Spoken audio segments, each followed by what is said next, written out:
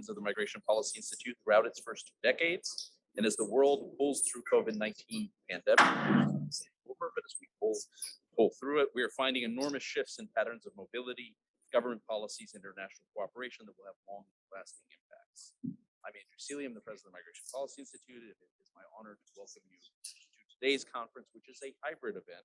The first time we have really tried to do this.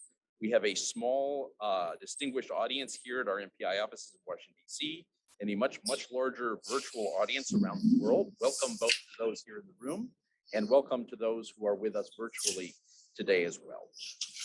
Most of the speakers are here in person. There's one exception, but the audience is very much a hybrid. So there are people here, people there, and as we get into questions and answers, you will see we will try and take questions from those in the room as well as questions from those who are on the video. Today's conference commemorates the two founders of MPI, Dimitri Papadimitriou and Kathleen Newland, who started MPI 20 years ago. Both remain actively engaged on migration issues around the world and remain active with MPI.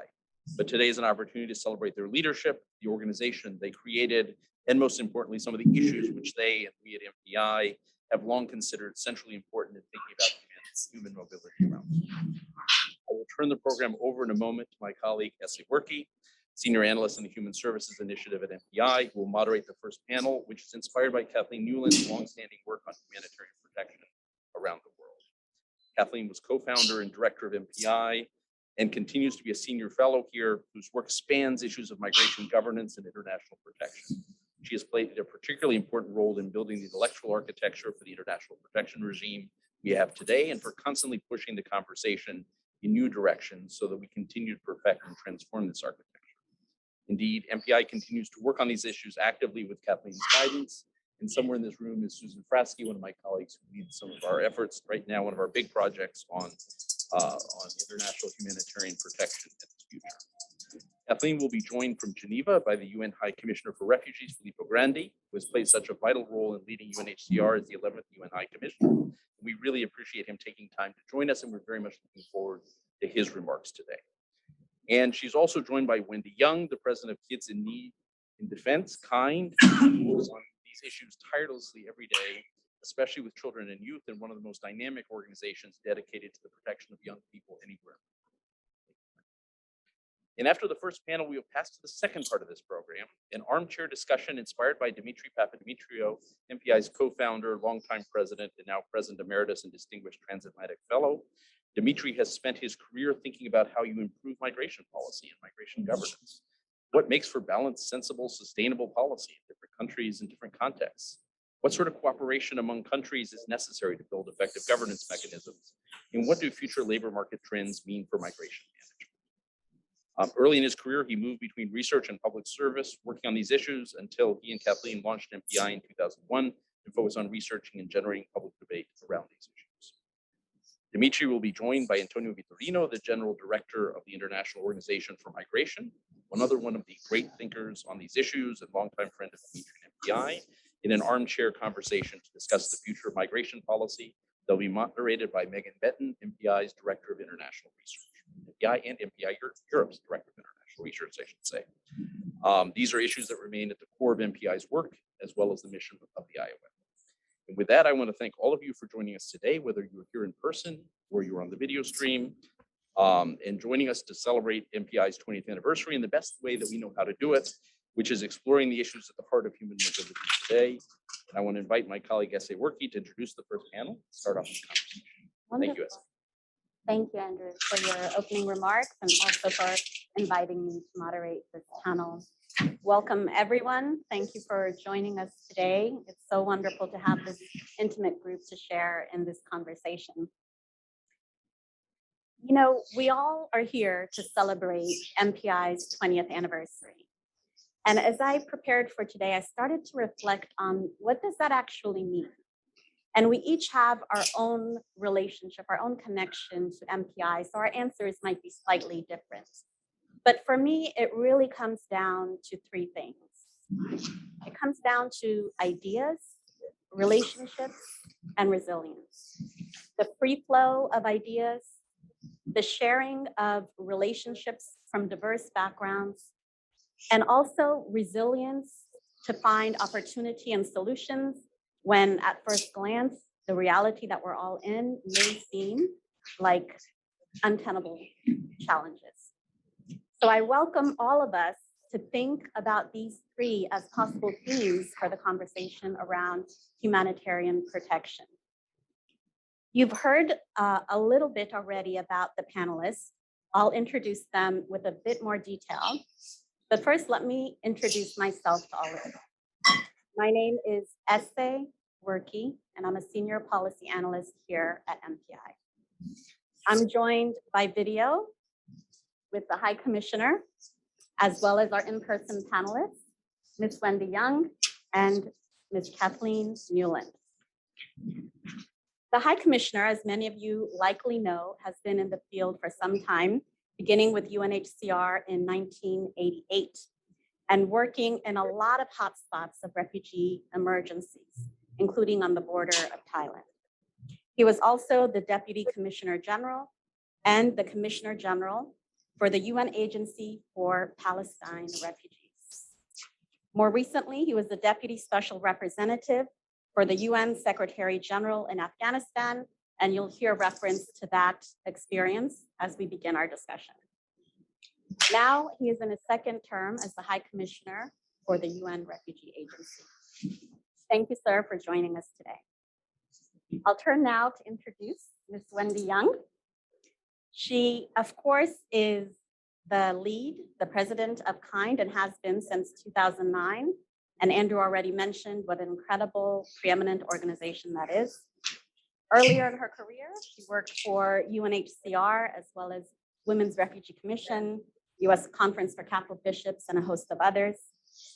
And she spent some time on the Hill working for the late Senator Ted Kennedy as the Chief Counsel on Immigration Policy for the Senate Judiciary Subcommittee on Immigration, Border Security, and Refugees. Thank you for joining us. And now turning to Kathleen. Everyone here, I'm sure, already knows Kathleen, and Andrew has introduced her a bit, but I'll add just a few remarks. One is that she is a trusted advisor in the field. Beyond her work at MPI, she is a consultant for many international organizations and has been for several years, including the UN Secretary General's Office, UNHCR itself, the World Bank, and IOM. She's also a board member at KIND and has been a board member at several other leading organizations, including the International Rescue Committee, USA for UNHCR, and the Women's Refugee Commission. She's also the author or editor of 9 books. Please join me in welcoming our panel.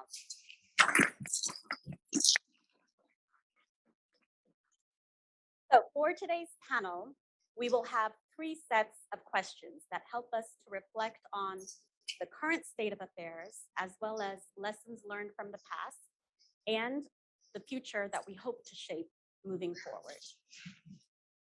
We'll have some time for Q&A at the end and alternate between questions from the in-person audience, as well as questions from those of you at home or dialing in remotely from elsewhere. So, High Commissioner, if I may, I would like to begin with you.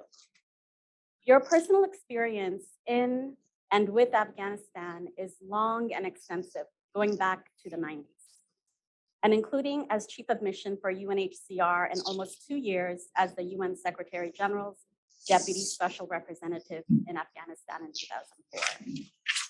And of course, in all of your time at UNHCR, the challenge of protecting and assisting Afghan refugees has been a constant. Based on your experience, how does the current crisis there compare with what you've seen in Afghanistan in the past? And how is UNHCR able to operate under the Taliban? Thank you. Thank you very much. And let me, first of all, thank MPI for this wonderful invitation. I'm so sorry I cannot be there with you. And wishing MPI, of course, a very happy birthday, and thanking MPI for all the support that it has given all of us practitioners, let's say, in the field of migration and refugees. And a very special thanks to begin with to Kathleen, of course, with whom, friendship and professional contacts will go back so long. It's wonderful to be on this panel with you and the others, Kathleen. And now on Afghanistan, let me just share my views. First of all, they are based, yes, on my experience on and off, of course, living there for a number of years, but also that was a long time ago by now, but also, of course, the enormous, as you said, almost symbiotic relationship between my agency, UNHCR, and Afghan refugees, more than 40 years of working for them, for IDPs and other people in need in the country, but also based on recent experience. I was there in September after the takeover of the Taliban and spent a few days. Now, I have to say, I am still, I use my word prudently, I'm still a little bit surprised, or maybe I shouldn't, by how much focus there is on the post-evacuation aspects of this. You know, many people were taken out during those fairly chaotic days in August. And I think it was very good that many people had that opportunity to leave since they were exposed. But that's it now. You know, evacuations may be necessary, may happen, but they will be very few and far apart. Now, the focus has to be on those who have stayed and presumably will stay in Afghanistan under very difficult conditions. And there, I would say two big things. One is there is a humanitarian crisis that is very urgent. We do have received lots of resources to address it. We're doing our best, and we hope it's a race against time to help people before winter. Food, medicines, the basics. This is going to be run by humanitarian agencies. We have space given by the Taliban. Security is better than it has been in a long time for all the reasons that we can imagine, but we need to take that space. That, however, I think it needs to be very clear, will not resolve the main problem. That is, how will the state function? How will liquidity be ensured? How will services be able to provide health and education and sanitation, security to the people of Afghanistan without that international aid that kept it going for 20 years? And as you all know, important discussions are ongoing between a set of actors, including the United States government, and to design something that now is fashionable to call humanitarian plus, where resources would be channeled not through the Taliban, but with the consent of the Taliban through agencies to run those services, for example. Here, a warning, and this may be personal, this is good, but one, I think discussions are too slow, and two, this cannot be the long-term solution. And that is, for me, the real point of reflection that we must have. How will we, international community, donor community, agencies like mine, coexist with the Taliban? And I think that the only way to look at this going forward is that everybody has to make steps in each other's direction. So the Taliban have to deliver on the key issues that we know, women at work, girls in schools, rights of minorities.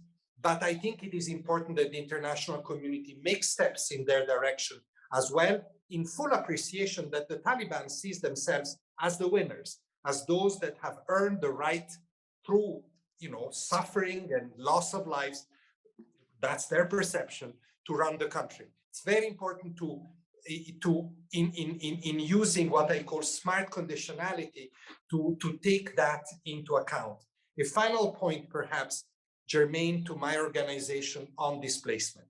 There is huge internal displacement. 3.5 million just displaced by conflict, plus many others displaced by other reasons. It has not been expanding despite some reports. Displacement is actually a little less than it was on the 15th of August, because we estimate that at least 200,000 people have returned home because security is better. And the Taliban are keen to cooperate on those solutions for displaced people. There are refugees trying to get out of the countries, especially minorities and a few others, mixed with more regular and perhaps more intense economic migration movements. It's a very complex situation.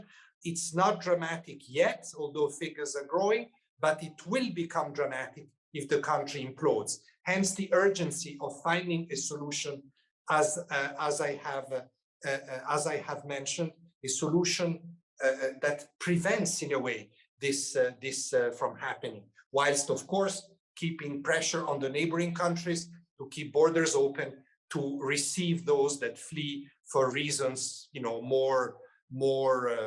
more typical protection reasons, rights and otherwise. So a very complex situation cannot be reduced to, as often in the media, it's the bad Taliban, everybody's suffering, everybody needs to get out of there. That's not the way to look at it, but in a more complex situation that needs to be looked at in the context of this very new, very unusual political setting with the Taliban in charge, Taliban that are not going to go away anytime soon, and with whom, therefore, eventually we will have to find a way to coexist and cooperate. Thank you so much, High Commissioner. Those are very sobering and yet optimistic and hopeful thoughts. And the sooner that we are able to accept the current state and invest in resources to help the people still in Afghanistan, the better off they will be. Thank you for that. I'll turn now to still a question on Afghanistan, Wendy, but about children from Afghanistan who are now in the US. So I know that KIND has issued guidelines for the protection of unaccompanied children arriving from Afghanistan to the US. And based on your extensive experience with children alone at the border, as well as elsewhere in the world, what are the priorities that you've identified for US policy and practice? Sure. First, let me also join in saying happy anniversary to MPI, which has been an invaluable partner in our work for the past 20 years as a source of sound policy recommendations and data in a field that is very often too characterized by misinformation and myth. And I want to say a personal thanks to Dimitri and Kathleen, who have not only been colleagues, but mentors and friends to me throughout my own career. So hard to believe it's been 20 years, but very happy to be here celebrating, and also to be on this prestigious panel with the High Commissioner. So back to Afghanistan and back to the evacuation. Among the tens of thousands of individuals who were evacuated from Afghanistan in August were approximately 1,300 unaccompanied children. These were children who were either separated from their parents in the chaos that unfolded at the airport in Afghanistan, parents sent to one country, the child sent to another, or the children were sent out and the parents remain in Afghanistan. About 300 of these 1,300 children remain in federal custody, in the custody of the Office of Refugee Resettlement, and about 1,000 have been released to non-parental sponsors here in the United States under a process that normally occurs for unaccompanied children regardless of their nationality. And I, as an aside, KIND has been providing services to some of these children through our New York office. The evacuation from Afghanistan did present some very unique challenges, obviously, but I would say that there are certain core principles of child protection that really should carry forward regardless of the circumstances of the children's departure from Afghanistan. First, the first line of defense for unaccompanied children really should be, in the vast majority of cases, family unity. So we need to look at mechanisms, although there are really no clear mechanisms under international or national laws, to bring these families back together as expeditiously as possible. That can be done either, obviously, the parent being brought to the United States to reunify with the child, or if it's in the best interest of the child being transferred to the third country and reunified with the parent there. This will require a great deal of international and bilateral cooperation, as well as the support of UN agencies such as UNHCR and UNICEF, civil society, and governments themselves. Second, this process should be led by those that are expert in child protection and child welfare. And children must be provided, and their family members, with appropriate, culturally competent mental health and other supports throughout the process, because these are kids who've obviously experienced the trauma of having to depart their country under extremely dangerous and chaotic circumstances, and are also now experiencing the trauma of being separated from their parents. This is something that we know well in this country, unfortunately, after the experience of the last administration and the zero tolerance policy, albeit very different circumstances that have brought these kids to be separated from their parents. Finally, these children need to be helped through the US immigration system. Evacuation is not the end of their journey. They were granted parole, humanitarian parole, for a 2-year period upon arrival. I will say that a handful of the children who first arrived, strangely, were issued a notice to appear in immigration court and placed into deportation proceedings, which seemed like an odd outcome given we had flown them halfway across the world to provide them protection. Straightening that out.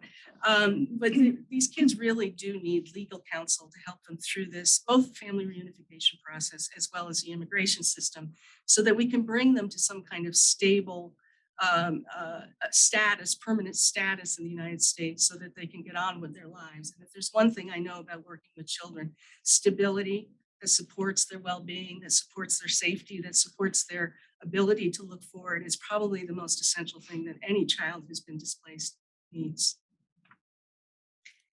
Thank you very much. I'm not sure if my mic is on. Yeah, I think it's coming on now. Can you hear me okay? No. No, folks in the back can't hear me. How about now? Testing, 1, 2. No, I might need some help. Oh, thank you. Great. So I was just, did you see it? Doubled up on me there. I need to practice more patience. I think that's what it's telling me. All right, I'll stick with the handheld. So Wendy, your comments remind me of 2 things. One, that we need to keep humanity at the center of our immigration policies, especially when it comes to children. And 2, the need to have an interdisciplinary approach so that we're welcoming a child welfare perspective, we're looking at legal services, and we're thinking about their longer term well-being. So I really appreciate that you're inviting all of us to keep that in the front of our minds as we have this conversation. So Kathleen, building on that, I'll turn to you now to ask you to kind of reflect back on the current situation that we're in and what we've learned from the past. Many people have compared the last stages of the withdrawal from Afghanistan with the fall of Saigon in 1975. What parallels do you see beyond the chaotic scenes that we all saw on the news or in person at the airports in Afghanistan, in Kabul? Will the experiences of the 2 groups of refugees arriving in the United States be similar or different? What are your thoughts on this? Thank you so much, Essay. And let me add my own parentheses to say what a pleasure it is to be on this panel, to be with all of you to celebrate MPI's 20th, but particularly to be on this panel with Wendy and Filippo. I'm sorry, High Commissioner. We go back about 30 years, I think, and with Wendy nearly as long. So there are many years of combined wisdom here before you, at least from those 2. And it's a great pleasure to be with them. Vietnam and Afghanistan, there have been a lot of analogies made. The 2 conflicts, of course, are separated by decades, by a vast continent. But I think there are parallels that will have consequences for the way refugees from both countries have been received in the United States. I think there are a lot of parallels, but let me mention just 3 of them. The first, and I think the most important, is that Americans understand why people are fleeing. Both that was true in Vietnam, it's true in Afghanistan. The wars have been on our television screens for years, in the case of Afghanistan, for decades. And thousands of Americans have direct experience in those countries, in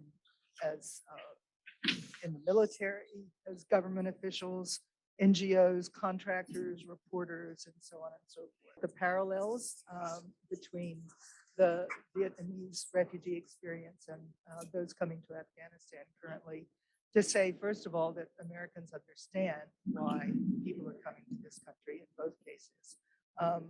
And thousands of Americans have had direct experience, first in Vietnam, now in Afghanistan. You know, it's been harder to explain to Americans in recent years why people are coming here from Burundi, from Bhutan, from Congo, even though there are very good reasons, but Americans are less familiar with those geographies. Not so in Vietnam and Afghanistan. It also helps to have a common enemy, a perceived common enemy, which has been true in both cases. Another parallel is that both Vietnamese and Afghans are arriving as parolees, not formally as refugees. And this has implications for the programs available to assist them in settling in this country. The programs to process and welcome them have been largely improvised, at least in the early stages, and in a hurry. The Refugee Act, of course, was not passed until 1980, so the first arrivals from Vietnam didn't have the benefit of that system. And Afghans are mostly arriving as parolees who don't have access to refugee benefits. And also, their arrival as parolees means that UNHCR doesn't have much of a role to play in their settlement. There just simply is no legal basis for UNHCR's involvement, which of course leaves out a great deal of expertise. There's also no clear path to legal permanent residence and citizenship for parolees. That too has to be improvised. I'm sure it will be, but it's not straightforward. A third parallel, the last one I'll mention, is the role that private citizens and companies take on to welcome these refugees. In Vietnam, congregations, community groups, voluntary organizations found housing for refugees. Our dear colleague Doris Meisner had a family of 5 living with her for a few months at that time. And many Americans opened their homes and their hearts to Vietnamese. We're seeing the same kind of outpouring of volunteerism for Afghans. Of course, the Department of Homeland Security is organizing efforts across the government through Operation Allies Welcome. But they're also working intensively with nonprofits and other volunteers and private companies. Nonprofit Welcome US, which was set up only on September 14th, has over 200 partner organizations working with it and has raised millions of dollars and has been connecting Afghan arrivals with US sponsors. Private companies are working with Welcome US on transportation, on housing, on employment, on legal services, and on provision of household necessities. Will the experiences of these two groups be similar? I think the long arc will be one of successful integration for most. It's very hard on the first generation, which suffers from disorientation as adults and usually dramatic loss of role and status. But they are equipped with a fierce determination that their children will succeed and prosper. And that is what I would expect. Thank you very much, Kathleen. There are some differences, but there is also the hope for successful integration for both groups. And apologies to all of you in the virtual audience. We've received the message. We know that sound has been a challenge. And so we'll do our best moving forward to hold the mics closer to our mouths and also to speak into the top of the mics. And hopefully that will make a difference. If not, please let us know and we'll continue to troubleshoot. Switching gears a little bit now, moving away from Afghanistan and to the US, looking at policy differences between the current administration and the previous administration, I will ask a question, similar questions to both the High Commissioner and to Wendy about coping with the swings in US policy. So, High Commissioner, in the US, we've set a target now for 125,000 refugees to be resettled as the maximum. Prior to that, it was 18,000, a historical low for the presidential determination.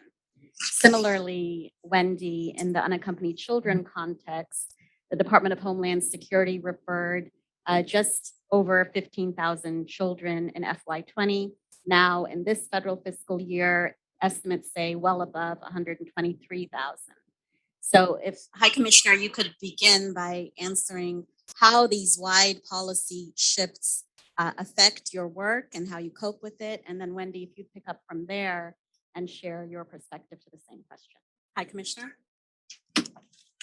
Thank you very much. Well, first of all, I should say that this particular swing that you have just mentioned, the increase of the US resettlement quota, at least the decision is to bring it back to 125,000 a year, is a very welcome swing. No matter how much swings can be difficult to manage, this one is particular, much better than the previous swing, which was to go in the opposite direction. I say this, and maybe I state the obvious and everybody knows, but because I do believe that resettlement, refugee resettlement, which is a small solution numerically, we have 26, 27 million refugees around the world. To resettle 125,000, even with all the other countries, we won't get maybe to 200,000 a year. If we're lucky next year or the following year, it's still a small fraction, but it is powerful. It is important for the people that are resettled. It is a great signal, concrete signal of responsibility sharing for host countries. So very welcome this. Now, on the very practical level, a decision like this, a swing like this, going up and down and up again, is of course challenging from the management point of view, because in order for us to cooperate with the US government in identifying and processing all these tens of thousands of refugees, we will have to reconstitute an infrastructure that we had to dismantle during the previous administration, because simply there were not enough people to resettle. And that one was not affordable anymore to have that big infrastructure. But this is a very practical point, but important because it affects NGOs even more than it does UNHCR. It requires resources, etc., etc. I think that another important lesson or impact or lesson anyway is that we live in a world, and here I make a much more general point, we live in a world in which even on the most taken for granted humanitarian programs like US refugee resettlement, a symbol of US refugee policies over the past 30 years, even around these, even these alliances, these supporting coalition can collapse after one election. So it's very fragile.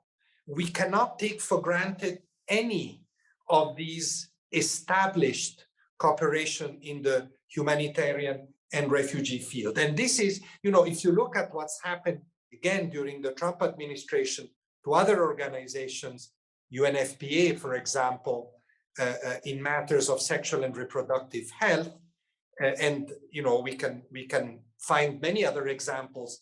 The changes were sudden, and when it comes to financial support, we didn't suffer any decrease. But when it comes to financial support, UNRWA, for example, my previous organization, the Palestinian Refugee Agency, these swings can be pretty devastating, even if then they go upwards again, because reconstituting that type of infrastructure may be very, very difficult. And my final point is even broader. And my final point is that swings in the field of refugee protection, which is the theme of this panel, are becoming more and more frequent, worrying, and damaging. We have seen very well-established state partners of UNHCR change dramatically their asylum policies or signaling the willingness to change. And so far, I think it has been fairly contained, limited, sometimes time limited, but it is becoming frequent. We're engaged in difficult discussions. We've been engaged with difficult discussion with Australia for many years on this theme, but we are also now engaged in difficult discussions with Denmark, with the UK, and other European countries that have been over the decades very staunch supporters of refugee policies and continue to be supporters in different ways. My point here is volatility around these issues is increasing at a time when the protection challenges, because of conflicts, because of a general deterioration of the humanitarian space around the world, all of this is becoming worse, and we would need those alliances and those types of support more than ever. So a good lesson learned. I'll reflect a bit in the next question about some of these issues, but here I want to flag that broader volatility, which is quite concerning to all of us. Thank you, High Commissioner. And Wendy, what would you add to that? Well, first to say, I don't think that we've probably seen such wild shifts in asylum and border policies than we have in the past 5 years. That really, as the High Commissioner said it so eloquently, I think really calls into question our international or domestic responsibilities to refugee protection, as well as our moral standing in the global community, who are, many countries, of course, are facing many more refugees and asylum seekers than the US is. Starting with the glass half full, I will say under the current administration, we have seen some improvements, the restoration or the move towards restoring the refugee resettlement system being a notable example, as the High Commissioner outlined. Included in that, of course, is the Central American Minors Program, through which we are allowing unaccompanied children to apply for refugee resettlement or parole from their home country and to be relocated to the United States when they merit protection. We've also seen a partial lifting of some of the border restrictions on unaccompanied children, at least for children who present in between ports of entry, although albeit not yet at ports of entry. But having said that, we're also seeing a adherence to policies that are grounded more in the idea of deterrence, preventing or sending signals to people in home country, don't bother coming, you will not be welcome here, as opposed to moving towards humane and orderly border processing. So we still see the Title 42 public health border closure remains in place. The so-called migrant protection protocols policy remains in place, although currently winding its way through the courts. We saw the incredibly harsh treatment and expedited deportations of Haitian asylum seekers in Del Rio, Texas.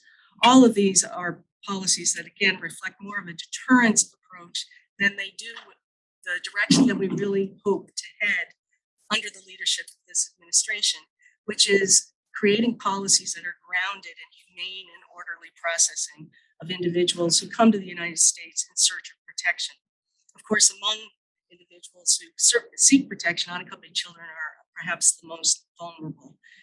So we are working towards both working collaboratively with the current administration, but also, frankly, pointing out to them when they are heading more in the direction of deterrence, to really see if we can reach a point where we restore stability to our asylum system.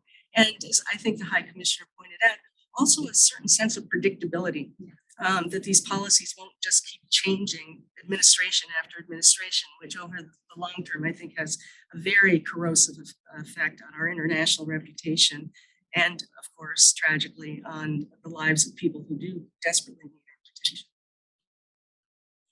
Thank you very much. So it's not only children who need stability, it's also the service infrastructure that needs stability from administration to administration in order to function at its peak.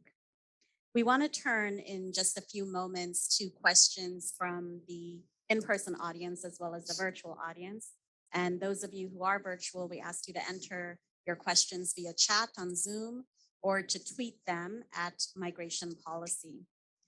As we close up the moderated panel portion, we want to take a look ahead into the future.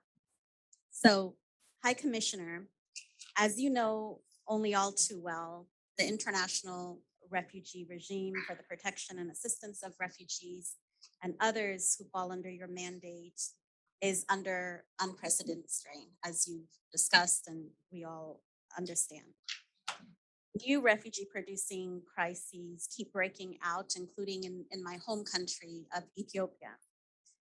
While long-lasting refugee situations also persist, such as in Syria or Myanmar. Do you see the system evolving in any positive ways? We're looking for a little bit of hope here. And how in the world that we live in today do you continue to press for solutions in the face of all of this? Wow, that's a big question for 3 minutes, but I'll do my best. First of all, let me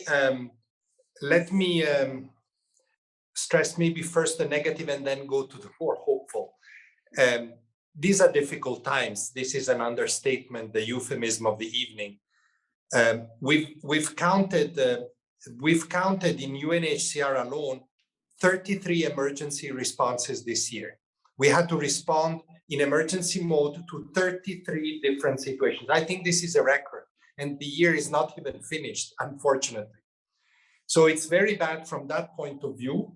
But then on the more protection angle, it's the whole construction of asylum that is under unprecedented pressure.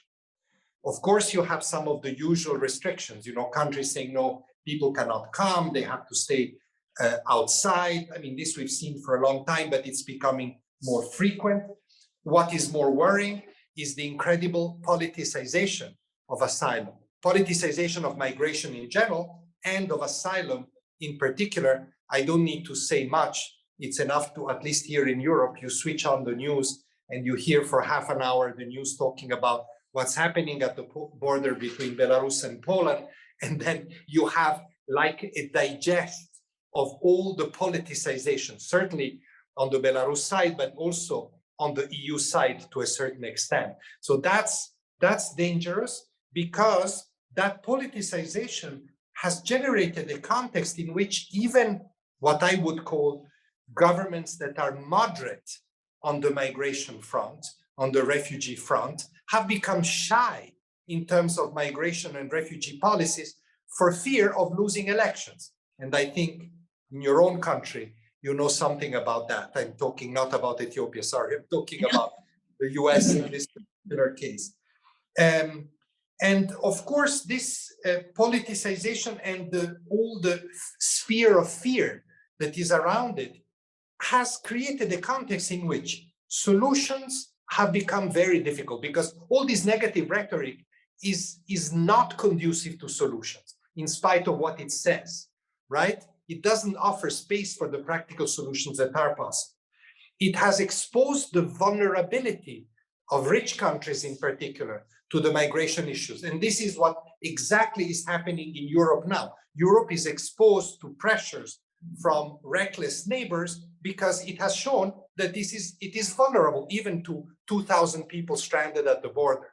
And this is really counterproductive in so many ways. And, third of many other factors, it sends a terrible signals to the biggest host countries. Of the 84, or let's stick to refugees only, 26, 27 million refugees, we all know 90% are in poor countries or in middle-income countries. But the signal that these fears send to those countries are terrible. And before I close, on the more positive side, first of all, we do have, and we have had now for 3 years, a global compact on refugees. And by the way, a global compact on migration. And the two are very complementary in so many ways, especially in a world of very mixed flows. And I think those compacts are something worth going back to. They are not new conventions, as we all know. They are toolboxes. They are models of response that include a lot of new and interesting types of responses. The way we, for example, in UNHCR have been able to work with the World Bank in the past 5 years and mobilize billions, I'm not exaggerating, billions in bilateral development aid for states hosting large numbers of refugees, both poor countries and middle-income countries, is without precedent. And if properly handled by all, could become a game changer if it is replicated by other donors as well. Because it is a new way, a much more sustainable way to respond to refugee crisis, and if applied to IDP crisis as well, if applied to repatriation, could really become a formidable game changer. And my final point, and this is all linked, this is one example of what the refugee compact includes that we're developing. There's many other areas that have been quite positive in the last few years. And my final point is a really broad and almost moral point. I think, and Kathleen, I couldn't hear everything, but I think I heard what she said.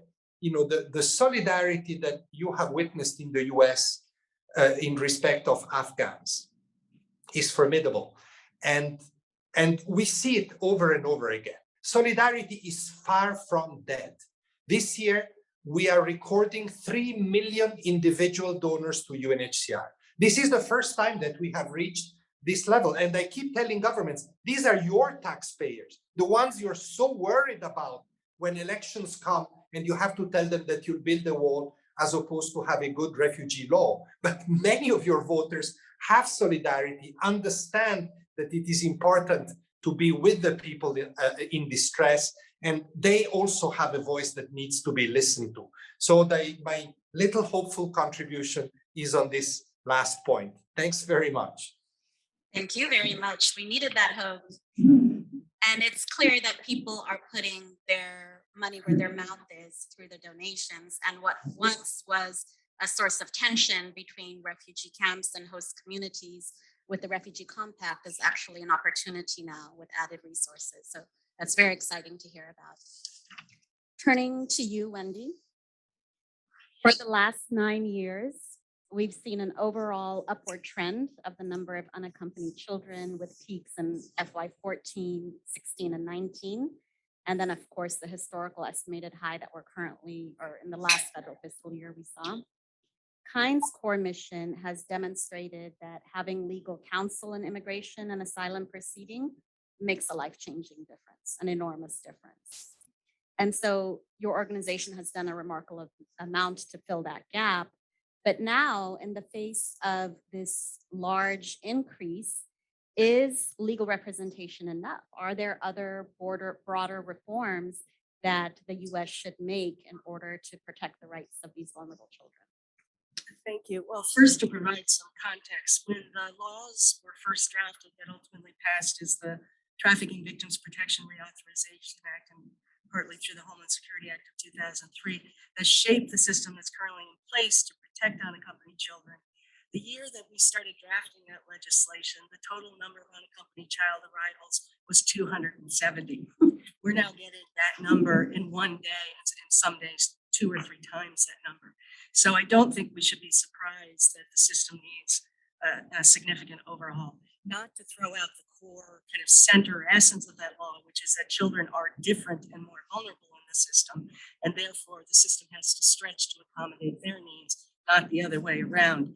But certainly we need to rebuild a system that can flex with the kind of numbers that we're seeing this year, which, as you said, are reached a whole all-time high in the fiscal year and certainly in the calendar year.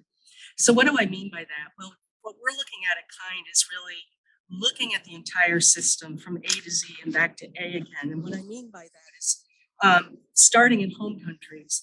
The High Commissioner referenced development aid into countries that are host refugees. We also need to promote development in countries that are sourcing refugees, particularly looking at Guatemala, El Salvador, and Honduras, so-called Northern Triangle countries of Central America, and really specifically and very strategically provide foreign assistance that addresses the root causes of migration from the region.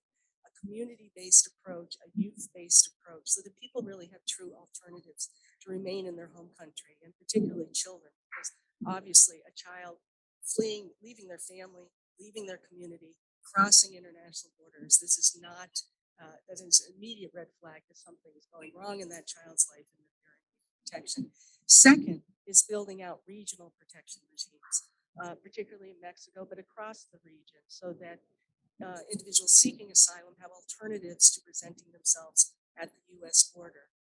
Third is border processing itself. Over and over again, what we've seen is images of children and families backed up at US ports of entry, sleeping on the floor, insufficient, really grossly insufficient provision of just basic needs to those individuals as they're processed. We need to invest in that processing so that it can be done in both a humane and orderly way. And that includes deploying child welfare professionals to the border to really address the needs of children and their families, rather than relying on Border Patrol agents who are, frankly, law enforcement officers. This is not what they've signed up to do.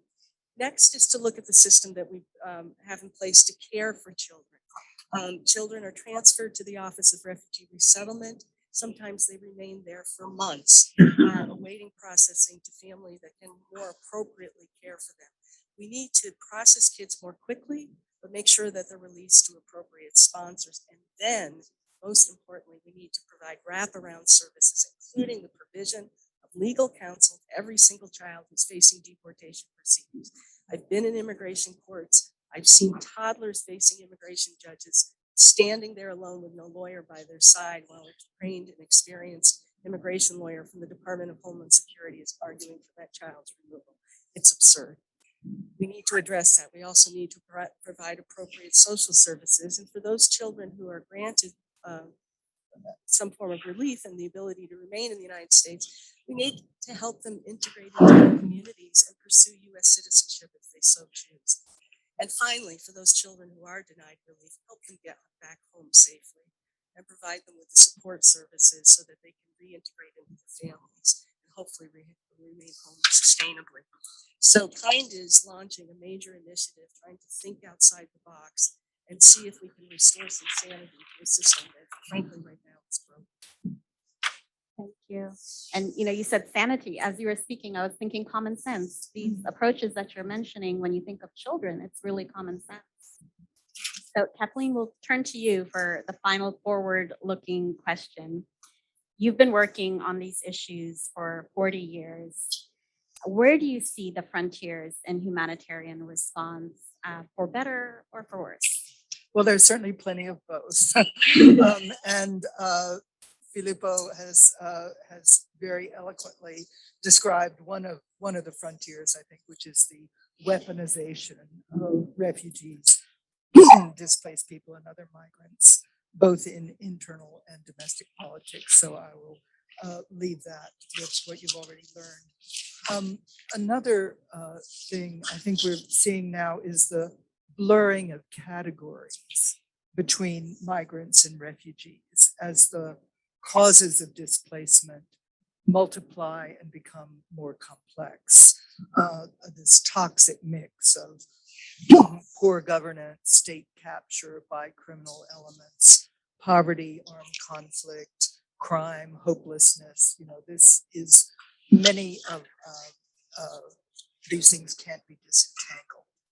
The leading edge of this phenomenon is brought into sharp focus by climate change. Climate displacement as a result of climate change is a reality, but the people who are affected don't fall into conventional refugee categories. So it is, it's difficult, it's confusing to figure out what channels should be used and can be used to protect and assist them. The recently concluded COP26 discussion about loss and damage as a result of climate change were not very encouraging as leading the way forward. On a more positive note, there is a lot of innovation in the field, in the humanitarian field currently. In our own current experience with Afghans, we're seeing a surge of interest in private sponsorship for refugees. And this is something that's well established in Canada, but has never really been put into practice here. But the State Department now has a hub which is encouraging sponsorship circles for Afghan refugees, and has set out training for would-be sponsors, is vetting and certifying sponsors, and making sure that they have the wherewithal to fulfill their the obligations that they're willingly taking on. There are other kinds of innovations, like using unconventional pathways for refugees to resettle in another country, opening educational pathways, opening labor markets to refugees in ways that they have not been able to access before. And I think that shows great promise. Certainly one of the biggest developments is in regional cooperation. And most strikingly in South America, in the response to the outpouring of people from Venezuela, we've seen countries, Colombia in the lead, offering people temporary protected status, temporary legal status, without having to go through a process of determining, are you a refugee or are you a migrant, or what benefits do you have? And this is there are elements of this being put in place throughout the region. And that's tremendously encouraging, particularly as we see this blurring of categories. I hope that we will indeed, as Filippo suggested, seeing more use made of the toolbox that was laid out in the Refugee Compact and the Global Compact on Migration, because the regional cooperation that we're seeing has demonstrated its value, not only in South America and the Horn of Africa under the IGAD, some of that. And I think that if I can try to end on a positive note, is one of the for better elements of the frontiers of humanitarian policy and practice. Thank you. It's certainly a mix. And what is that old adage? A necessity is the mother of ingenuity or innovation, or invention. Yeah, one of those I words. Okay, so please join me in thanking our panel, and then we'll turn to Q&A.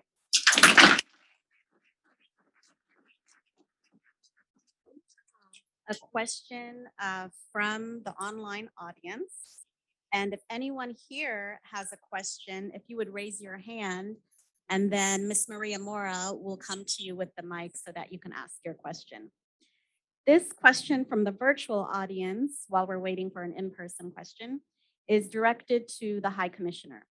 The question reads, considering that states are more or less allergic these days in relation to international state obligations that arise from treaties, are soft laws and agreements, such as the Global Compact for Migration, the more advisable strategy moving forward?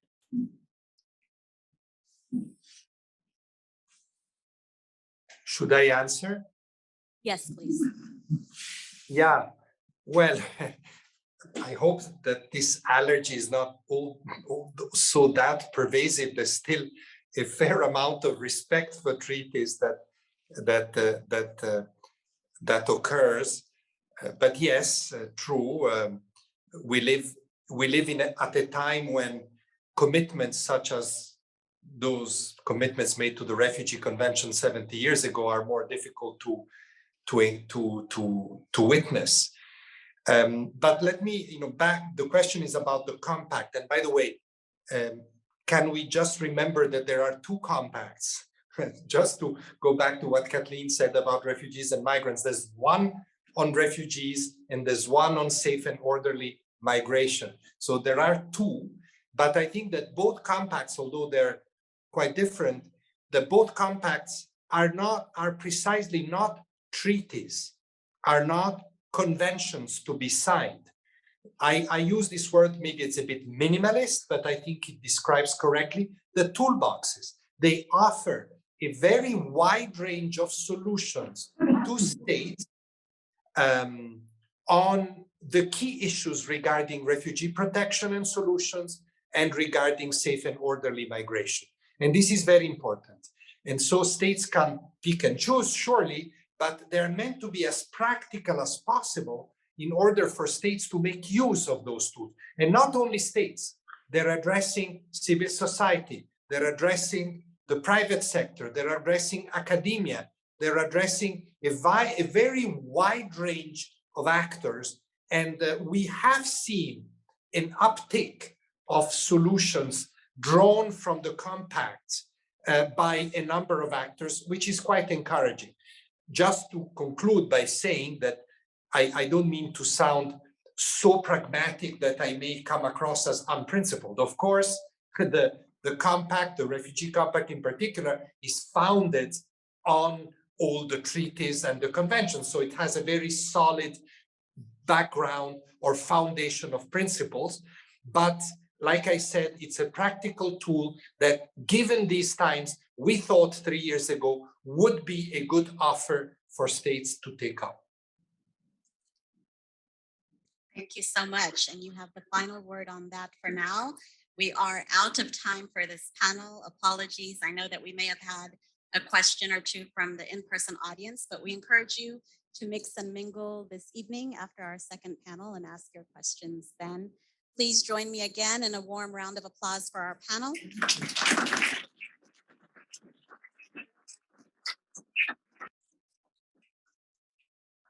Thank you to the High Commissioner. Thank you to Wendy Young, and thank you especially to Kathleen Newland for her 20 years of service to Migration Policy Institute. If you stay in your seats, you will have a message right now from the founding board chair of the Migration Policy Institute, Mary McClimate, and then we're going to proceed with our armchair conversation.